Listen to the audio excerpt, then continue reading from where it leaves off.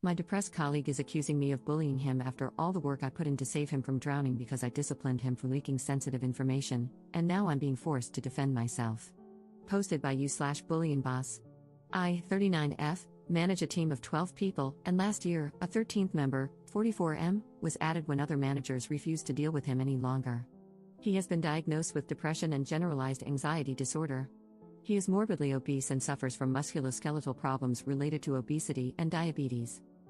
When he was assigned to me, it was because I had successfully helped other mentally ill staff members, and I was happy to take him on, believing I could help. We made progress and steadily increased his level of work. While it has never reached an acceptable level, I made accommodations to relieve pressure, hoping this would lead to sustained long-term improvement. I also sought out equipment to help him be more physically comfortable given his obesity. I felt we were making progress.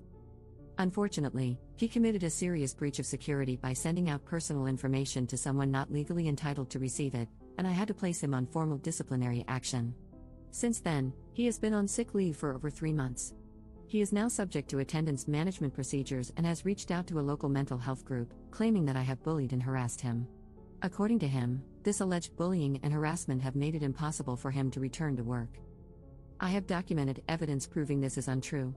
When he was informed that he needed to move away from me for health and safety reasons, he became very distressed and demanded to stay with me for mental health reasons. I have signed documentation in which he states that I am supportive and that he does not want the reasonable accommodations I have offered, such as shorter days, fewer days, and longer breaks. I have a meeting with him and his support workers from the mental health group, and I have no idea how to handle it. How should I approach this? I can prove he is lying and that he has a pattern of lying to get out of trouble. I have no concerns about my bosses, as they are well aware that this is an utterly unfounded allegation.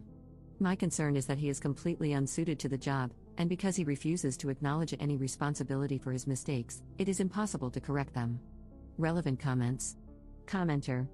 You definitely need to speak with someone like an HR specialist before the meeting. You need advice from a professional who knows how to handle this specific situation. Ops response. I have spoken with our internal HR, but they are terrified that any accusations of bullying a person with mental health problems could be problematic since it is a hot topic at present. I have referred the person for counseling internally, and they have repeatedly told me, documented, that they have taken up this service.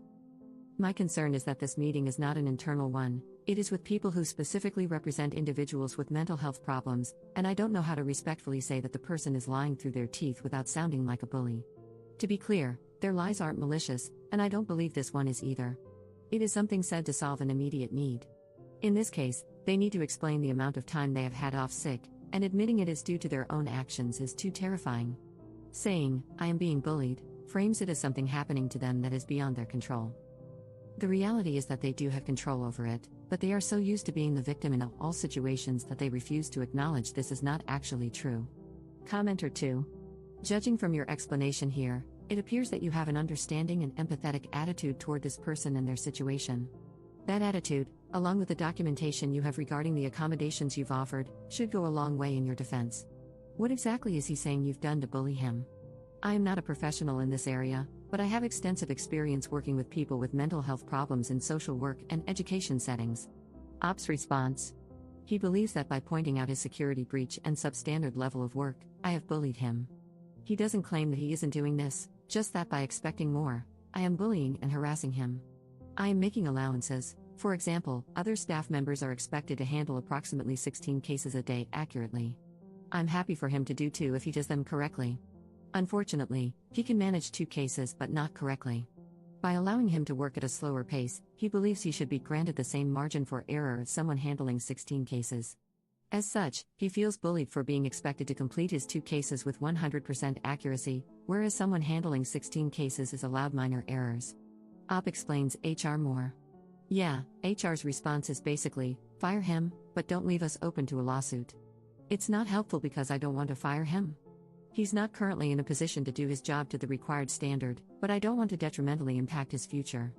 He won't resign for health reasons, as he feels it will prevent him from getting another job, and HR wants him gone without actually doing anything.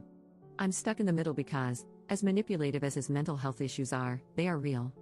If I wouldn't get fired for doing it, I'd post a copy of the 4-page email I got from HR in response to my specific questions. It was large swathes of the DDA copied and pasted with vague remarks about support, reasonable allowances, and work-life balance. I can only assume they put someone's idiot nephew in charge of the inbox on the day I contacted them. They are centralized and notorious for not giving out specific instructions for fear of having them challenged. Their main purpose is to protect themselves. I have no idea how they keep their jobs, to be honest. Update 3 months later. Well, the meeting went ahead as planned, and thanks to the wonderful advice and tips from the people who kindly responded, I was calm and thought I was prepared. Boy, was I wrong. My colleague and his support worker were both there, and the meeting started really well. I asked how he was doing, what steps he was taking to prepare himself to return to work, etc., and nothing unexpected came up. As arranged, I brought up the allegations of bullying and asked for some specific examples to help me understand what was happening. After worrying myself sick about this, his answer was actually pretty disappointing. He gave no examples and only offered vague explanations about his anxiety making him overreact to other people's conversations, which made him feel like he was being picked on. I advised him, and my boss backed me up, that there was literally nothing I could do about that. I patiently explained that I could not ban people from talking, and I would not sit in silence to ensure that he never heard anything he didn't like. My boss stressed that his poor performance needed to be addressed and that this was part of my job, emphasizing that doing so was in no way harassment. His support worker agreed with that, and we had a brief chat about how I could better communicate. To be honest, there was nothing they said that was particularly helpful, but I did agree to be mindful of their condition moving forward. Then it got weird. I asked if there was anything I could do to help him transition back into work. This normally involves a phased return, changing to part-time hours, etc., but not this time. As I was talking, he started taking paperwork out of a folder, and I should have realized something was up when his support worker sighed deeply and slumped down in his chair. My colleague requested that he be allowed to bring an emotional support animal to work with him, namely, a support cat. We are in the UK, and this is not the norm, so I was a bit surprised. He had not settled on a breed yet but was torn between an Abyssinian and a Siamese. I thought pointing out some obvious difficulties with this idea might make him realize how inappropriate it would be. For example, I pointed out that we have a guide dog in the building for a partially sighted colleague. His name is Rufus, and he is by far the most popular person in the building, the dog, not the human, and they may not get along with a cat. He responded by telling me that it was illegal to discriminate by favoring one disability over another and that if a blind person could have a guide dog, a depressed person could have a cat. I moved on from this, clearly idiotic, point and asked how a cat would react to being placed in a pet carrier twice a day to travel to and from work. He advised me that he would train the cat. My boss became very agitated at this point, demanding, "How the hell do you train a cat?" Not to be deterred, my colleague stated that, in the worst-case scenario, he would leave the cat at work overnight and only take him home on weekends.